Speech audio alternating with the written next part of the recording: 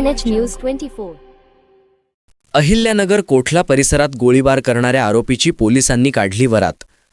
अहिल्यानगर शहरामध्ये भर चौकात गोळीबार करून दहशत माजवणाऱ्या व नागरिकांमध्ये भीतीचे वातावरण निर्माण करणाऱ्या गुंडांची अहिल्यानगर तोपखाना पोलिसांनी वरात काढून दहशत मोडून काढली व कायद्यापेक्षा कुणी मोठं नाही हे अधोरेखित केले।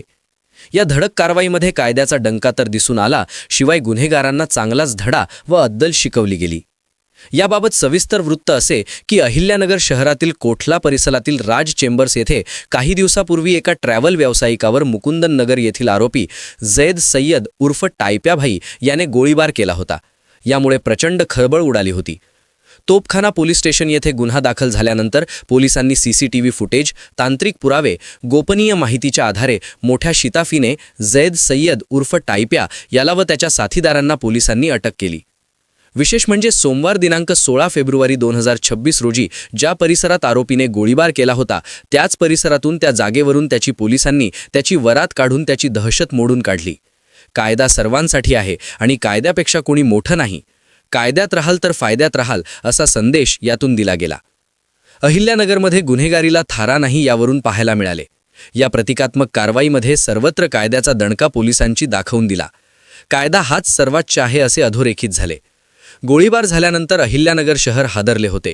कोठला परिसरातील व्यापारी, व्यावसायिक, सर्वसामान्य नागरिकांमध्ये भीतीचे वातावरण होते। पण पोलिसांनी थेट आरोपीची वरातच काढल्यामुळे नागरिकांमध्ये समाधान असून त्यांनी सुटकेचा निश्वास सोडला। अहिल्यानगर पोलिसांच्या या धडक कारवाईमुळे त्यांचे सर्वत्र कौतुक होत असून गुन्हेगारी जगतामध्ये भीतीचे वातावरण असून त्यांचे धाबे दणाणले आहेत। KNH न्यूज 24 साठी प्रवीण गायकवाड, अहिल्यानगर। फेब्रुवारी संध्याकाळी साधारणतः 11-11:30 दरम्यान कोटला परिसरामधील यातील जो जैद सय्यद उर्फ टायप्या नावाचा जो आरोपी आहे त्यांनी त्या ठिकाणी त्या जखमीला गोळी मारून त्याला जखमी केले होते। त्यानुसार गुन्हा दाखल होऊन तो आणि त्याचे आरोपी अटक करण्यात आलेले आहेत। त्या आरोपीने जो गुन्हा कसा केलेला आहे, कशा पद्धतीने केलेला आहे, तो आरोपी कशा पद्धतीने आलेले आहेत, आल्यानंतर ते एका ठिकाणी कसे आले, त्यानंतर ते कुठे गेले, ते सर्व जो रिक्रिएशन पंचनामा या ठिकाणी करण्यात आलेला आहे आणि पुढील जे त्यांच्या घरधडती आहे ते पण करण्यात येणार आहे।